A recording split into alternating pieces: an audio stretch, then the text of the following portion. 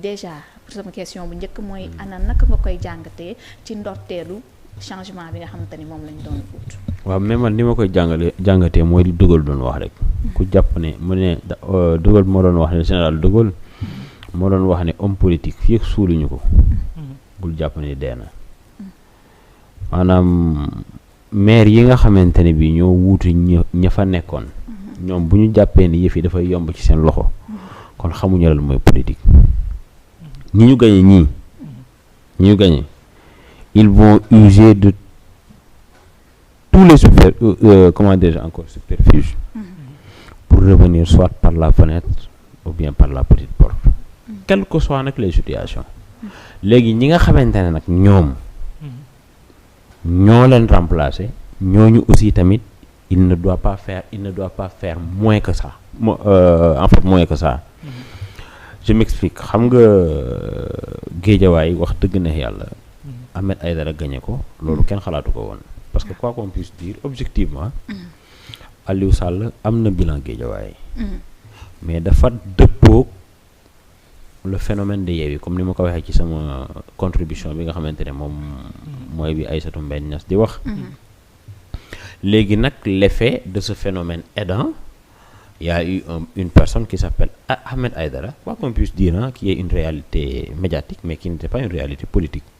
Moom il a surfé sur ça, mu dëppoog en même temps aussi tamit benn genre phénomène de rejet. Parce que depuis les événements du mois de mars 2021,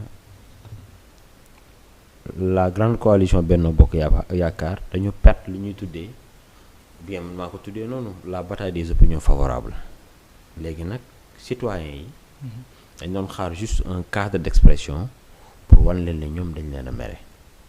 Donc moi je pense que les Sénégalais ont plutôt montré, ou bien par exemple dans certaines capitales symboliques, ils ont fait preuve de vote contestataire, même si aussi dans d'autres localités ceux qui ont voté pour la coalition majoritaire en fait du pouvoir, ils ont fait un plébiscite, etc.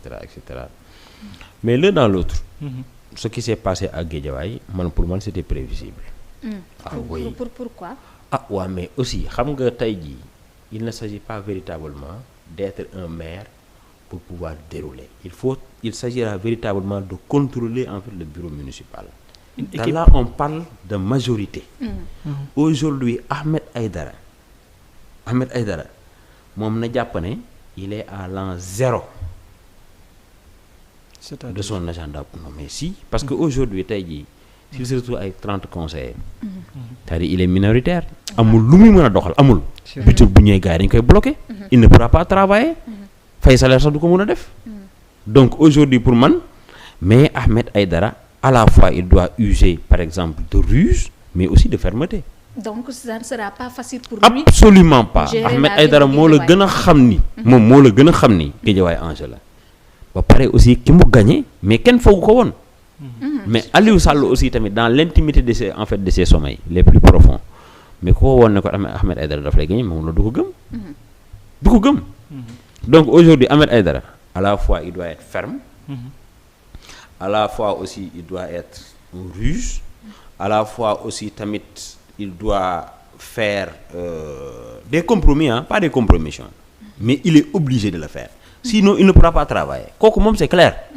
Mais avec ces conditions, est-ce que n'est-ce dit en Non, moi, c'est-à-dire aujourd'hui, pour pouvoir travailler dans une commune, je ne parle pas par exemple dans un autre cadre, mais par exemple aujourd'hui, si vous avez un projet de budget, projet de budget, rek. Bala ngeen dem débat d'orientation. Mais au moins sax yow war na la wóor ni yow tey au moins am nga majorité au niveau de son bureau municipal. Au moins sur 100 au moins tu tiens les 60 sax pour ne pas dire les 70 mais bu nekkee yow tu es minoritaire mais foofu ñëpp xam nañ ni loo fa dugal ñu rejeté ko. Tu ne pourras pas travailler. Et puis c'est une posture la man sànq maa ngi jot ñenn ci moom ci anonymat quand même mi ngi wax ni lii seen stratégie la quand même ils ne laisseront pas tey Ahmed Aïdara travailler. Ce qui montre que xoolal li ma la wax man dama ko dund Parcelles Assainies. Amadou Ba bi ñu ko indee mu def sa rentrée politique aux Parcelles Assainies en 2016. Je pense que c'était en mars 2016. li mu njëkk a def mooy waxtaan ak ay conseillers yoo xamante ne ils vont perturber la réunion du bureau municipal. Loolu c'était devant moi, c'était ay les Khadim Gadiaga, c'était les Lamine Diagne et cetera qui avaient rejoint. On se rappelle. Loolu ñëpp fekkee nañ ko. Mais peut-être Moussa Sy expérience bi mu am parcours bi mu am Ahmed Aïdara amagu ko foofu laay waxee ne il est à l'an 0. Est-ce que c'est pour dire Ahmed Aïdara bien vrai nominé nañ ko mais il a déjà échoué. Non, loolu c'est très tôt. Xam nga aujourd'hui il a levé la séance. Mais il ne va pas se laisser faire. Il ne va pas croiser les bras. C'est sûr, il va utiliser des moyens parallèles, de moyens officieux, de moyens à travers les entités remarquables, par exemple de Guédiawaye, pour ñu convaincre ñi nga xamante ne bii ils sont de l'autre camp. Parce que bu ko defee lu liggéey. c'est-à-dire loolu mooy problème bi. Il ne pourra pas travailler. Mais collaboration boobu dafa am lu koy créer. Au-delà ñi nga xam ñoo nekk dans les mairies. xam nga non mais fan nga yaakaar ne la mën a amee tamit maanaam requête xam nga man je ne suis pas dans l'intimité en fait du bureau municipal de Guédiawaye man li nga xamante ne man mooy li ma mën a wax mooy expérience bi ma am. ci un peu ci décentralisation. ak ci yu mel nii te diñ ko déggaat feneen. kii ce n'est qu'un effet pas un effet marqueur mais c'est juste. Comment dirais-je encore c'est peut-être c'est le premier en fait c'est le premier cas mais di nga ko déggaat feneen ak feneen parce que ces gens-là ils ne savent pas vaincre problème bi aussi tamit loolu la. Jusqu'à présent ils n'ont pas encore digéré leur défaite. C'est parce qu'on a vu Donc, également ni mu doon voté et gis nañ le fait que Ahmed Aïdara doon décrier comportement Alioune Sall dee mu dugg tey ci salle bi. Non xam nga Ahmed Aïdara ak Alioune Sall moom maanaam ñoom ñaar seen xeex dafa yàgg. trop te day continuer. man bi ñuy célébrer les 100 ans de Guédiawaye maa ngi fa woon. Ahmed dafa bàyyi ba Alioune Sall toog mu doog a ñëw nuyu. ña fa toogoon tëb ko xaw ma nag ban consigne la joxe woon ci biti booy commencé yëngal affaire bi foofu la yàqoo loolu sama kanam la woon loolu. Sans compter il a usé de sa tribune de radio avec un hymne du genre suul gaz du ko tere xeeñ troisième mandat xaju fii suñuy 400 000 et cetera ñoom ñaar maanaam seen xeex dafa yàgg. Au-delà mbirum maire bi. comprendre nga. léegi nag. Mais tant que Aliou Sall arrêté wul son action politique mais na ko leer ak ñi ànd ak Aliou Sall et quoi qu'on puisse dire ah Aliou Sall il a des affidés là-bas ñu ko gëm ñoo xam ne dañu ko gëm dañu gëm Aliou Sall tu comprends quoi qu'on puisse dire mais ñooñu même bu Aliou Sall naroon a bàyyi sa ñoom duñu bàyyi. Mais est-ce qu'il y a une objectivité dans tout ça? Non. Par rapport à Guédiawaye d'une manière générale? Non, objectivité par rapport à quoi? Par rapport à des réalisations qu'on peut s'attendre si bu fekkente ne Alioune Sall tey pousse nañu ko mu dem Ahmed Aïdara mën a toog est-ce qu'on peut parler d'objectivité ou bien d'amour envers Guédiawaye sachant que ni li ñu jël nii comme trajet bu ñu ko continuer Ahmed Aïdara ne sera pas dans des conditions de travail pour la population de Guédiawaye. Dugal laa lay cité waatal dugal nee na man li ma metti wala en fait li nga xamante ne le problème des pays africains c'est que le président n'aiment pas leur pays ça c'est au niveau central mais aussi au niveau décentralisé dans les localités am na ñoo xam ne seen agenda rek lañ ceene mais lan moo tax aujourd'hui tout le monde veut être maire yow loolu jaaxalu la trop surtout cette année mais Edelman yow jaaxalu la yow Sénégal ñëpp bëgg nekk maire mais parce que sachant que salaire bi sax xoolal ils vont négocier au niveau central dama lay jox exemple boo xam ne damay tudd sant le maire de Diourbel dafa gagné Diourbel gagné ay ñoom ministre Dame Diop gagné ay directeur de l'emploi gagné ay ñoom Souleymane Soumaré yaa ngi dégg président da koo woo lundi ne ko dama lay def député xam nga lan la ko wax président loolu dafay yomb trop ah oui ne ko président loolu dafay yomb foo nekk yi mu ne ko maa ngi jublu mu ne kon fexeel 18 heures fekk la pale ñoom ñaar négocier nañ mais dañu négocier man loolu du ma ko wax pour wax la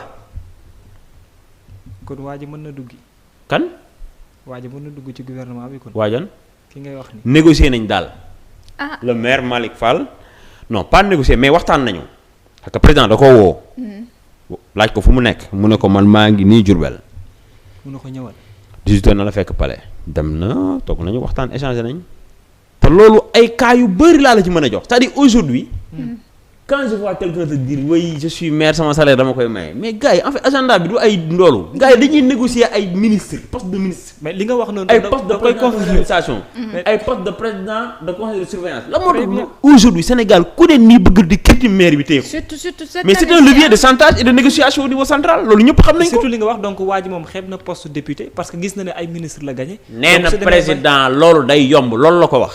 li ma la wax kay mais li ma la wax loolu c'est factuel. kon poste ministre la bëgg. ah xaw ma mais man loolu man du ma la ko wax mais xam naa ne waxtaan ak président loolu moom ma leer na ma. yaakaar nga ne jubóo nañ. sëriñ bi ñu yemale ko foofu kooku c'était juste une parenthèse. dinañ ci ñëw ndax benn bi ñu gis ak. fi mu mais jàppal ni moom Ahmed Aïdara na ko leer ni mu ngi soog a am yan. waaw yan bu te yàlla xam kan ak naka la koy yennee ko. mais est-ce que moom mënul woon xaar bu ni jëfee rigidité. ça ne peut pas passer parce que politique aussi day am moment. fu muy toll da ngay dem ak stratégie. loolu arab yi bind nañ ko. nee nañu yu qabla sujaati sujaan balaa nga naan diw jàmbaar la.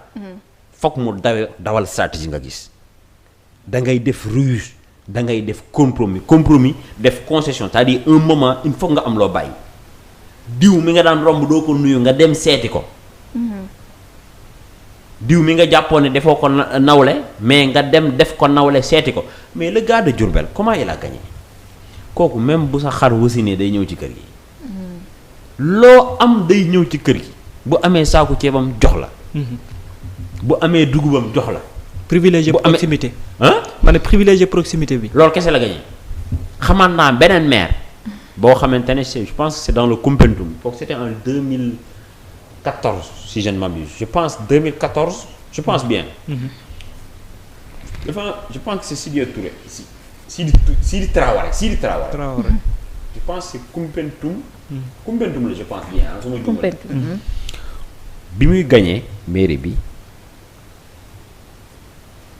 jamono jooju li mu doon def mooy dem taxaw ci hôpital bi ku ñëw mu jàppale la ordonnance et cetera noonu la gagné. donc gars yi du ay yor ay bolide dawal 4x4 tëdd Dakar ceene sa costume kat non.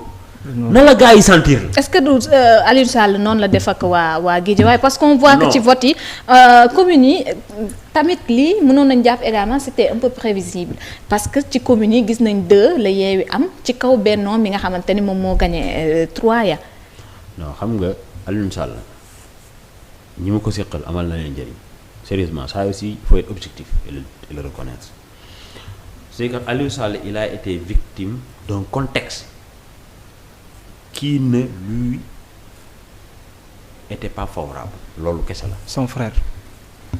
de manière générale loolu kese la mais Aliou Sall tey jii c'est que en fait politique boobu dëgg quoi. waaw loolu c'est vrai non politique. c'est vrai là moom je suis parfaitement d'accord avec toi. mais kese. Kébé. waaw Kébé Aliou Sall. ak Ahmed Aïdara ci wàllu profilage. y a même pas photo.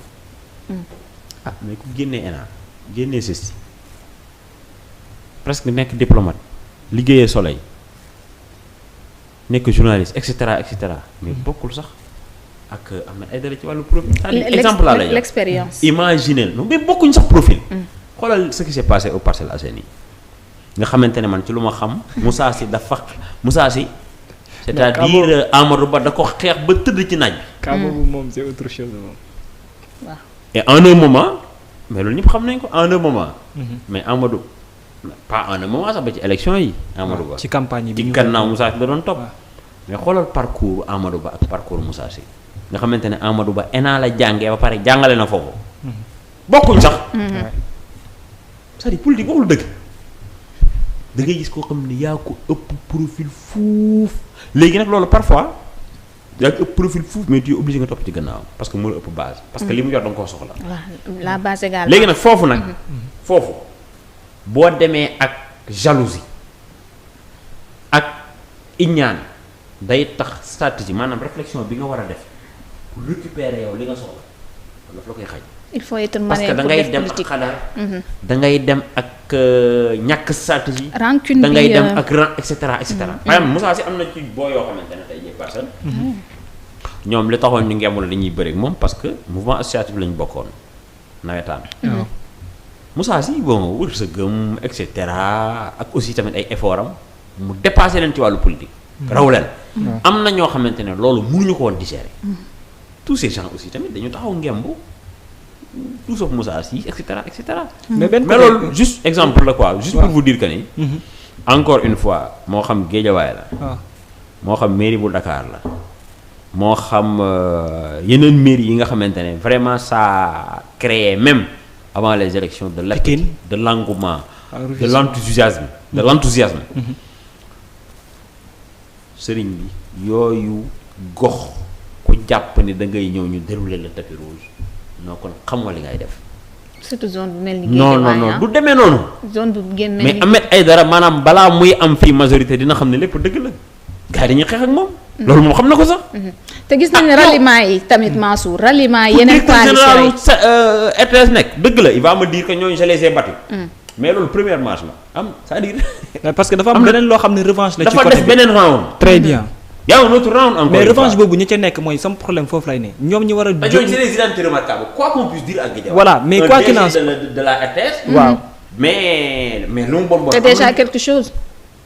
c'est Alioune Sall. le poids foofu. c'est-à-dire xoolal nit ñi bu ñuy analyser bu ñu xool ne nit ki neexul c'est-à-dire nañu teg li nga xamante ne bii mooy c'est une vérité factuelle loo xam ne mën nañ ci teg loxo. am na ñoo xamante ne tey jii bu Alioune Sall génnee dañ koy topp Racine Talla am na ñoo xamante ne tey jii parce que en fait il s'identifie par rapport à ces gens-là. tey ñoom bu ñu yàqulee ñoom seen mbir day yàqu te politique aussi tamit nit ki da nga koy amal njëriñ loolu mooy dëgg aussi tamit. wala mu yaakaar la bu fi fekkul lépp itam am lu mu fi fekk.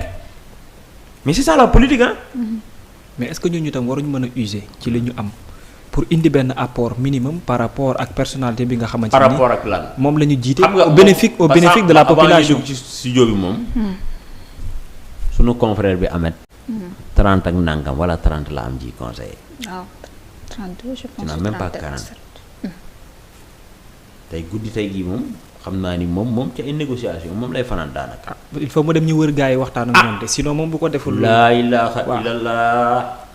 mais waxtaan bi moo dul yomb bul ci dàq ay achat de conscience. yëpp day am. yura tout. ah bon ñoom ñoo leen déjà kii moo achat de confiance yi mu njëkkee na si Alioune Sall.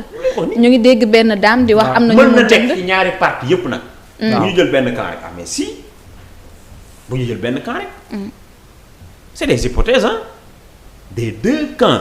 mais bu fekkee ci camp yi la am nañu ëpp moyen donc mën nañ jàpp que ne. non buñ demee ci côté yow yaa présumé ne.